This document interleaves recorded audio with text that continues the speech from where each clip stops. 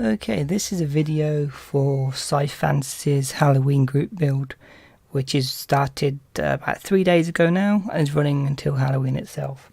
So the theme of it is obviously a spooky model kit or a horror theme model kit. So I thought, you know, we need a horror film, Pikachu. Yep, Pikachu. So I've had this kit for a while now. I was ordering a bunch of Gunpla, and it was there, and I thought, why not? It's super cheap, and I thought the face was incredibly creepy.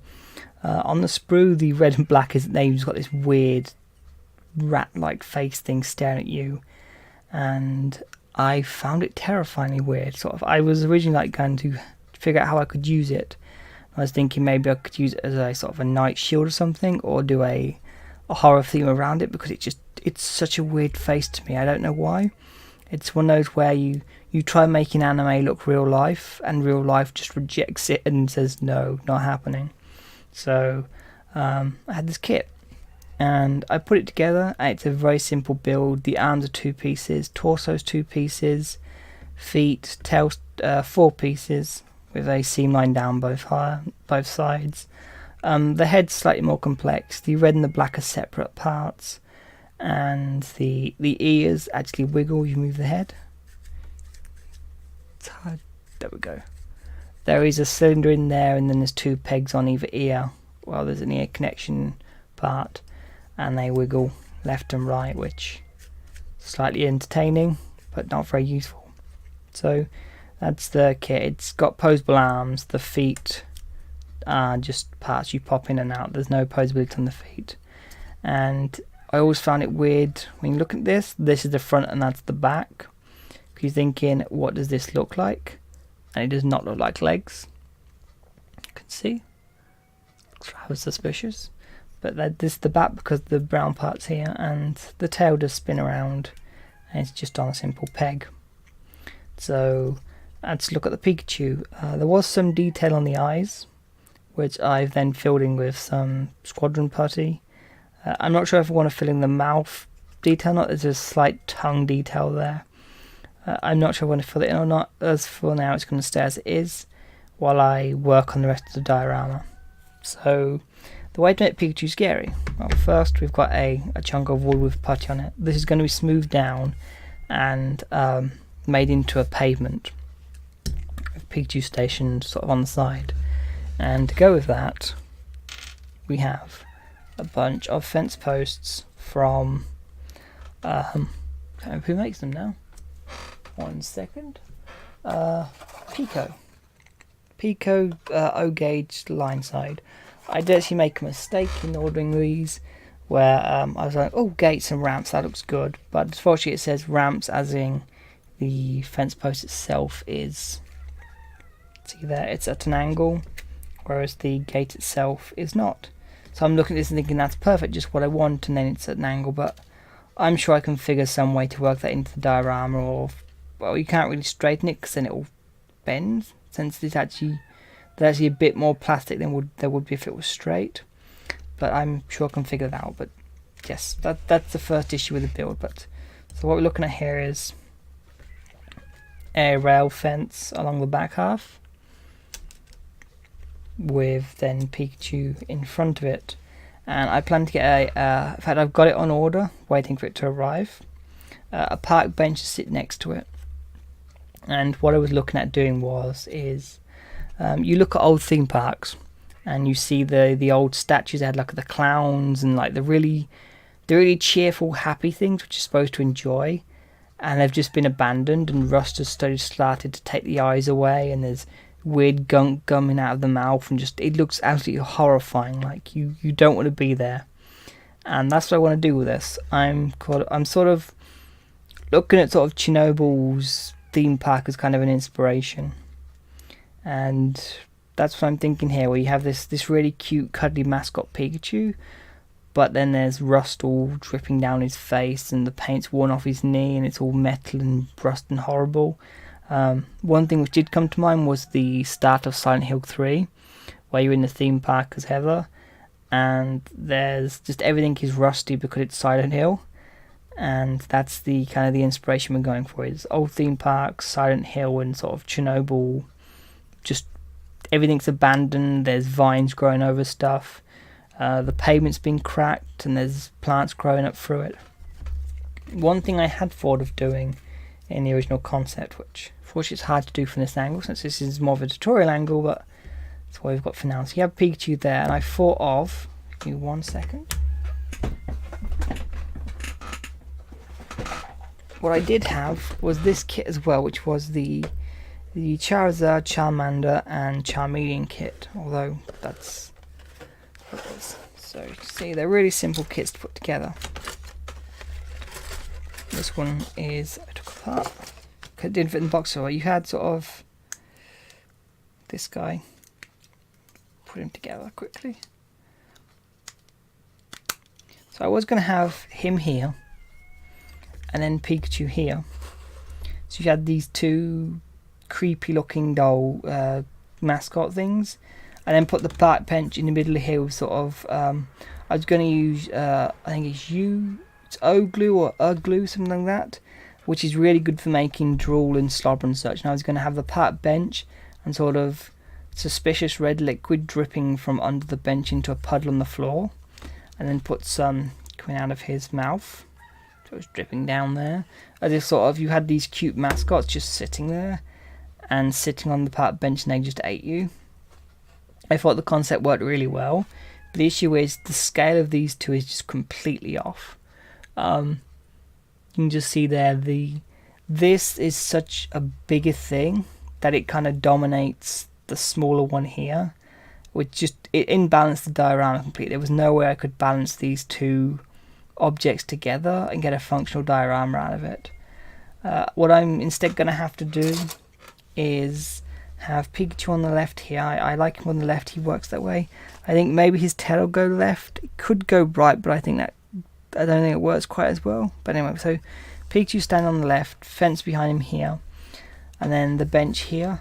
And I'll need to build something along this side, sort of maybe an old tree with leaves scattered around, because I've got some spare leaf scatter, which was for a while quite popular in the wargaming sphere, and I picked up a pack but never really found a use for it.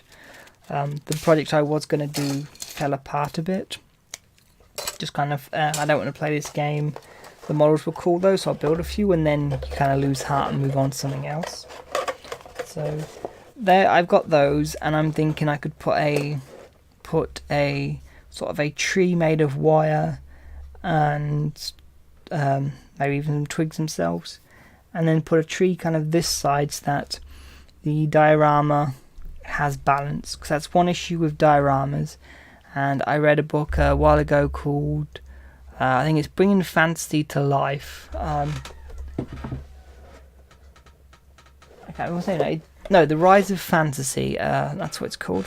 And it's a really good book on dioramas, and the first sort of 5 pages are explaining how dioramas need to be balanced. They need sort of a central focus, and then what happens around it you also need to balance. So you can't have like all the detail on this side, nothing this side. You need to pick a shape, sort of either a diamond shape or a sort of an oblong shape, but you need to keep roughly in there to keep it balanced and not feeling too weighted one side. So I think as far as things go, that sort of, I should put that way, sort of scales wise, I think that works with these being rusty and orange, and kind of the colour will shift that way, which will balance the grey pavement, and I think that's going to work. And then if I have sort of leaves scattered around, I can introduce sort of the brownish reddish rust colour onto the pavement itself, and that's going to work well to give this a bit more than just a flat grey with then things popping out of it and static grass and such. So I think colour balance wise and composition wise this works reasonably well. I guess it could be called a concern is I'm not quite sure how I get the colour I'm looking for Pikachu here, because he needs to be faded like he's been in the sun too long.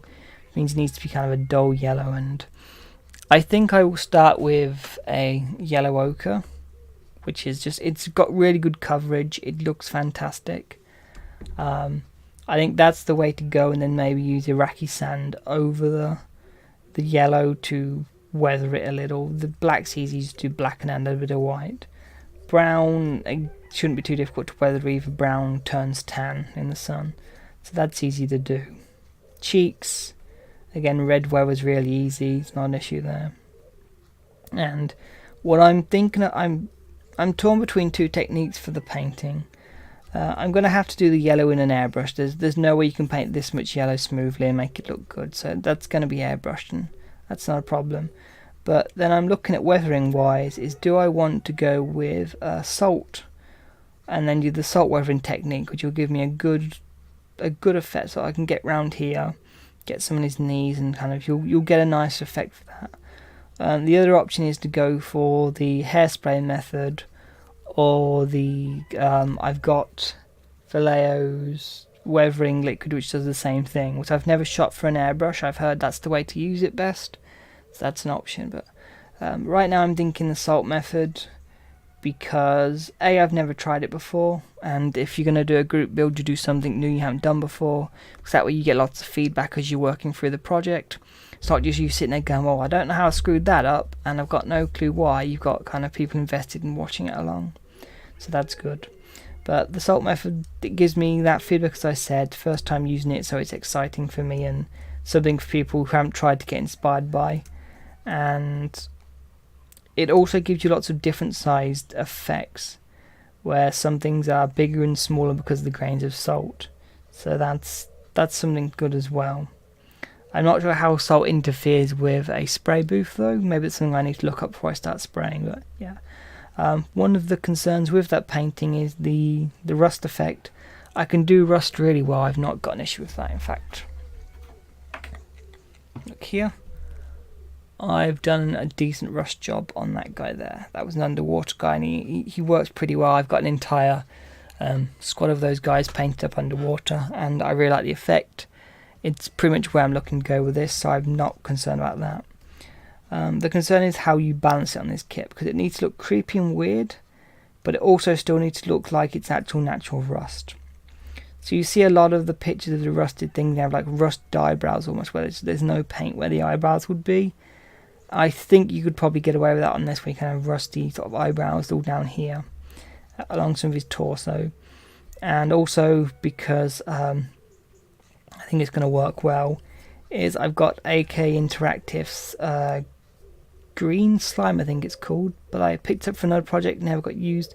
We used here, sort of adding some green gunk under the bottom of the eyes, along the cheeks, anywhere that it'd pull, and you kind of get that green gunky algae type stuff just from stuff being old. I think that's going to work okay on him and sort of coming down his mouth. I'm not sure if I'm going to glue the head on before I start painting, because while it is entertaining to wiggle the ears, they don't wiggle as well as they probably should do because of all the putty, but still, ear wiggling. Highlight of the video. You're welcome, everyone. So ear wiggling. If I glue his head on, I can then do weathering, which goes down between the two areas, and I'm tempted to do that. One thing I had considered while making him was I was thinking of leaving the arms, leaving the seam lines in places, so he looked like he was an actual a giant model, basically, where you can see the seams of the casting. But I think while that does work, I think this works better because this allows me to weather him in a more eye-catching way. So I don't have these big black lines going down the edges, which can be distracting from the paint job. Here I can do whatever I want without having to balance anything else other than what's already here. So I thought that was a good idea. Otherwise, yeah, he's Pikachu, and he's going to be really creepy by the end of this. So thanks for watching, everyone. I look forward to seeing more of your group builds in the forum subsection, and also on YouTube. And I highly recommend checking out Scifantasy's new website. I think it's modellerstube.com, I think it is. I'll put a link in the description for sure. It's been up just over a week now. It's a video hosting site aimed at model builders by Scifantasy, and I highly recommend people get on there and growing it. We have an issue right now of YouTube censorship where people who build World War II kits are worried about using World War II iconography and using their terms in their video descriptions because YouTube may demonetize them, or even put them in a walled garden where you have to say, yes, I will accept this offensive content to be able to view them. And while not going on a rant for any of this sort of thing, I'd much rather have a nice modeller's place where we don't have to worry about what icons and what decals we use, because if it's in the thumbnail it can get instantly flagged and then your channel gets flagged and could be taken down. It's a lot of hassle, and I like supporting alternatives to the large companies to at least give them some rivalry so we get better policies out of them. But let's not get into that topic completely, other than recommending going and see model tubes. Everything I upload to YouTube is also going to be uploaded there. It may get some original content in the near future, but for now, check it out. Some great models on there, and there's a lot of Halloween stuff going on. So if you're in for something spooktacular, that's the place to go. Thanks for watching.